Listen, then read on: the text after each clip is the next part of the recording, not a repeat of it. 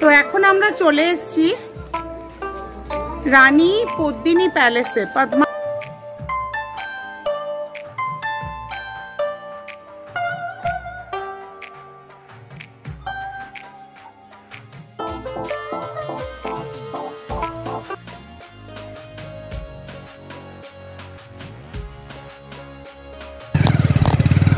সুপ্রভাত বন্ধুরা, রাজস্থান থেকে।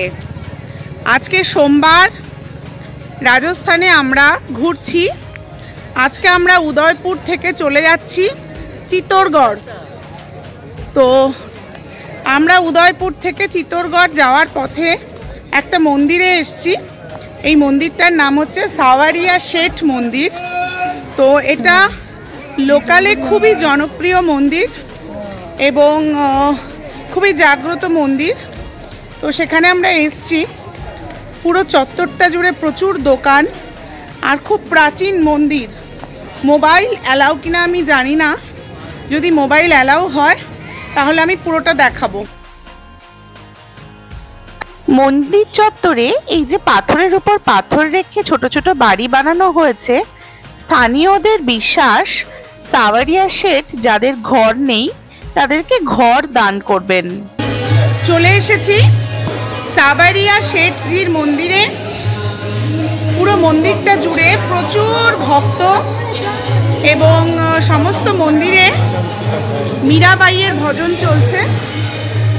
আর এখানে এরকম সব পিলার রয়েছে সমস্ত মন্দিরে।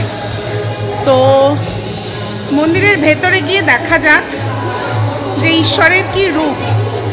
তবে বেশ বড় মন্দির, প্রচুর জায়গা জুড়ে, এবং লোকালদের মধ্যে এই মন্দিরটা নিয়ে যে প্রচুর ভক্তি এবং উন্মাদনা সেটা বুঝতেই পারা যাচ্ছে। কিন্তু মন্দিরের স্ট্রাকচারও ভীষণ সুন্দর, ভীষণ সুন্দর দেখতে মন্দিরটা। স্থানীয় মানুষদের বিশ্বাস সাওয়ারিয়া শেঠজিকে 1 গুণা দিলে তিনি 10 গুণা ফেরত দেন। আর সেই কারণে এখানে মানুষ প্রচুর টাকার মালা, সোনার গয়না, রূপোর পাত্র এবং তাদের ব্যবসার প্রথম লভ্যাংশ, তাদের ক্ষেতের প্রথম ফসল সমস্ত কিছু দিয়ে যান। এবং এই মন্দির ট্রাস্টের অর্থ বিপুল। প্রতিদিন প্রায় 30-40 লক্ষ টাকা সাওয়ারিয়া শেঠের প্রণামী জোগাড় হয়। তো ফলত পুরো মন্দিরটাতে সেই রাজকীয় চাকচক্যও রয়েছে এবং সমস্ত মন্দিরে ঈশ্বরের একটা বেশ পরিষ্কার পরিচ্ছন্নতা রয়েছে। আর রূপো, সোনা প্রভৃতি দিয়ে সারা মন্দির সাজানো, দরজা জালনা সর্বত্র রূপো আর সোনা দিয়ে কাজ করা। তো এই মন্দিরটা খুব একটা বাইরের মানুষজন আসেন না, মূলত লোকালসরাই বেশি এখানে আসেন। সাওয়ারিয়া শেঠ অ্যাকচুয়ালি বৃন্দাবনের দেবতা ছিলেন, কিন্তু সেই সময় মুঘল আক্রমণের কারণে বৃন্দাবন থেকে 4টে মূর্তি 1600 শতকে নিয়ে আসা হয়েছিল রাজস্থানে। এবং মুঘলদের আক্রমণের কারণে এই 4টে মূর্তিকে গাছতলায় কোনো এক জায়গায় পুঁতে দেওয়া হয়েছিল। 1950-এর দিকে একজন গ্রামবাসী স্বপ্ন দেখেন যে গাছতলায় মূর্তি রয়েছে এবং তার কথা মতো গ্রামের পঞ্চায়েত থেকে সেখানে খোঁড়াখুড়ি করলে মোট 4টে মূর্তি উদ্ধার হয়। তার মধ্যে একটি মূর্তি হলো এই সাওয়ারিয়া শেঠের মূর্তি। এবং এই মূর্তিটি সে তখন এখানের লোকাল লোকজন এবং গ্রাম পঞ্চায়েতের তরফ থেকে এই মন্দিরটি প্রতিষ্ঠা করে এই মন্দিরে স্থাপন করা হয়। এবং তারপর থেকেই এই মন্দির ভীষণ জাগ্রত এবং মনে করা হয় যে সাওয়ারিয়া শেঠের কাছে যা চাওয়া যায় তিনি তাই দান করেন।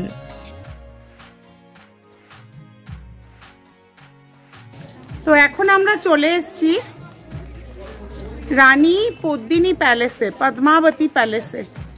তো এই প্যালেস থেকেই পেছনে একটা ঝিল বা লেক আছে। সেই লেকটায় রানীর জলের উপর ছায়া পড়েছিল এবং যেটা আলাউদ্দিন খিলজি দেখেছিলেন। তো আমরা প্যালেসটা ঘুরে দেখব। ছোট প্যালেস, খুব বড় কিছু নয়। তো দেখা যাক।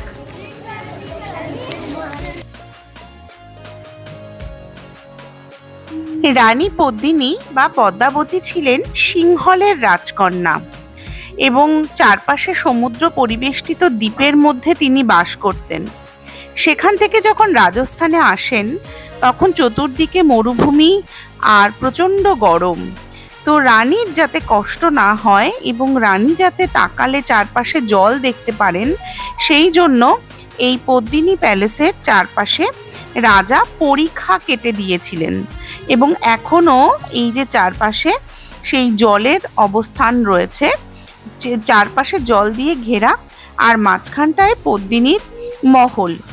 একটু বড় মহল নয়, ছোটই মহলটা, কিন্তু এই যে জলের উপর রানীর যে ঘর দেখতে পাওয়া যাচ্ছে, কথিত আছে এই সাদা ঘরটির মধ্যেই রানী প্রতিচ্ছবি দেখেছিলেন আলাউদ্দিন খিলজি। যদিও আরেক দলের মত যে রানী কখনোই এই ঘরে দাঁড়াননি, আসলে রানীর সাজে একজন রানীর দাসী দাঁড়িয়েছিলেন, সেই দাসীরই প্রতিবিম্ব দেখেছিলেন আলাউদ্দিন খিলজি এবং সেই প্রতিবিম্ব দেখেই নাকি তিনি এতটাই মুগ্ধ হয়ে গেছিলেন যে পরবর্তী সময় তিনি চিতোর আক্রমণ করেন। আবার একটা কথাও শোনা যায় যে চিতোরের এই গড়ে জলের খুব অভাব ছিল এবং জলের কোনো সোর্স ছিল না, তো সেই কারণেই নাকি এই কৃত্রিম পরিখা খনন করা হয়েছিল জলের চাহিদা মেটানোর জন্য। আর এই পদ্মিনী প্যালেসটি এতটাই বড় যে এখানে একসঙ্গে প্রায় 2100 দাস দাসী থাকতে পারত এবং রানী পদ্মিনী বেশ রুচিশীল ছিলেন এবং তার প্যালেসের মধ্যে হাতি ঘোড়ার আস্তাবলও ছিল এবং মনে করা হতো যে রানীকে খাবার দেওয়ার পূর্বে রানীর নির্দিষ্ট দাসীরা সেই খাবার চেখে দেখত যে তাতে বিষ মেশানো আছে কিনা। আর রানী যখন বাইরে বেরোতেন তখন তার সামনে এবং পেছনে তার সখীদের একটা লম্বা মিছিল থাকতো। বোঝাই যাচ্ছে যে পদ্মিনী বেশ প্রভাবশালী একজন রানী ছিলেন। তো আমরা এখন এসে পৌঁছেছি চিতোরগড় কেল্লার কালিকা মন্দিরে, কালী মন্দিরে। এই কালী মন্দির হলো চিতোরগড়ের কুলদেবী। এবার আমরা এসে পৌঁছালাম কালিকা মাতা মন্দিরে। এই কালিকা মাতা চিতোরের কুলদেবী এবং চিতোরের রাজারা যে কোনো যুদ্ধযাত্রার সময় এই কালী মাতার মূর্তিকে সঙ্গে নিয়ে যেতেন। এই মন্দিরে প্রচুর হনুমান, মানে অর্ধেক লোক তো এই হনুমানের ভয়েই মন্দিরের ভেতর ঢুকছেন না। আর চিতোরের সব জায়গাতেই দেখলাম যে খুব উঁচুতে প্রত্যেকটা মন্দির, প্রায় দোতলা বাড়ির সমান উঁচু সিঁড়ি বেয়ে তারপরে মন্দিরে প্রবেশ করতে হলো। মন্দিরটাও ভীষণ পুরনো প্রাচীন মন্দির, আর সমস্ত মন্দির জুড়ে প্রচুর হনুমান। যদিও কোনো হনুমান খুব একটা আঘাত করছে না, আছড়ে কামড়ে দিতে আসছে না, কিন্তু তবুও মানুষ ভয় পেয়েই মন্দিরে ঢুকছে না। তো কালিকা মাতা মন্দিরে আমরা ঢুকলাম, ভয়েই ঢুকলাম। চতুর্দিকে এই হনুমানদের দলকে পাশ কাটিয়ে ভেতরে ঢুকলাম এবং মন্দিরটা কারুকার্য খচিত প্রাচীন মন্দির এবং একটা কালো কোষ্টি পাথরের উপর মা কালীর মূর্তি রয়েছে। আর সমস্ত মন্দির জুড়ে সেই নিখুঁত পাথরের খোদাই করা শিল্পকর্ম, সমস্ত দেবদেবীর মূর্তি আঁকা রয়েছে এবং রামায়ণ মহাভারতের কাহিনী বর্ণনা করা রয়েছে। মন্দিরের ভেতরে ক্যামেরা এলাও আছে, তাই ছবি তোলা গেল। চিতোরের রাজারা যে কোনো যুদ্ধ করতে যাওয়ার সময় এই মা কালীকে সঙ্গে করে নিয়ে তারা যুদ্ধ করতে যেতেন এবং যেখানে যুদ্ধস্থল থাকতো, যেখানে তারা তাঁবু খাটিয়ে থাকতেন, সেখানেই এই কালী মাকে রেখে পুজো করা হতো এবং চিতোরগড়ের সমস্ত রাজারা এই দেবতাকেই তাদের কুলদেবী হিসেবে মনে করতেন। তো এই কালী মন্দিরে এখনও সেই কালী বিগ্রহ রয়েছে এবং মা কালীর সঙ্গে এখানে অম্বা মায়ের মূর্তিও রয়েছে।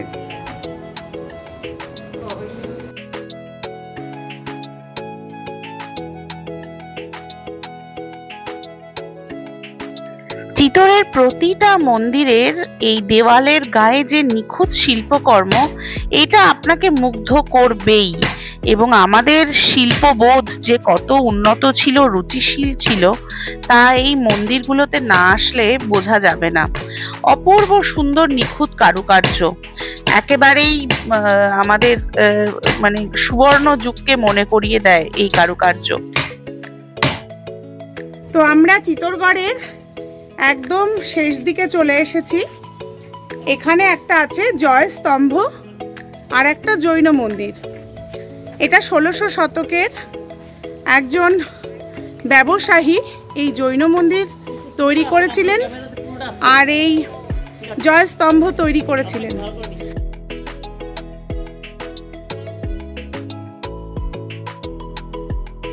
চিতোরগড়ের এই অংশে মূলত জৈন বাসিন্দারা থাকতেন এবং তারা মূলত ব্যবসা বাণিজ্যের কাজেই নিযুক্ত থাকতেন। তো এই অংশে একটা জৈন মন্দির রয়েছে আর একটা এখানেও কীর্তি স্তম্ভ তৈরি করা রয়েছে। মূলত 1600 শতকে কোনো একজন বিখ্যাত ব্যবসায়ী এটি নির্মাণ করেছিলেন তার ব্যবসায়ের সাফল্যের কারণে। এই কীর্তিস্তম্ভটিও ভীষণ কারুকার্য খচিত এবং পাশের মন্দিরটিও অপূর্ব সুন্দর। তো চিতোরগড়ের একদম শেষ পর্যায়ে এটি রয়েছে। চিতোরগড়টা 36 কিলোমিটার বিস্তৃত। তো তার মধ্যে এই জয়স্তম্ভ আর এই জৈন মন্দির একদম শেষ অংশে রয়েছে। চিতোরগড়কে একটা মাছের মতন মনে করা হয়। ওপর থেকে যদি ড্রোন শট তোলা হয় তাহলে চিতোরগড়টাকে একটা মাছের মতন দেখতে লাগে এবং সেই মাছের মাথার দিকে আমরা পদ্মিনীর ভবন বা কালিকা মন্দির এগুলো দেখেছি, আর তার লেজের দিকে এই জৈন মন্দির আর জয়স্তম্ভ রয়েছে। তো অসাধারণ সুন্দর কারুকার্য এবং পার্শ্বনাথের মূর্তি আছে ভেতরে। এবং এই জায়গাটা মূলত জঙ্গল চত্বর, চারপাশটা জঙ্গল, তার মাঝখানে মন্দির দুটো এবং ওয়েল মেনটেন, মন্দির খুব সুন্দরভাবে মেনটেন করা হচ্ছে।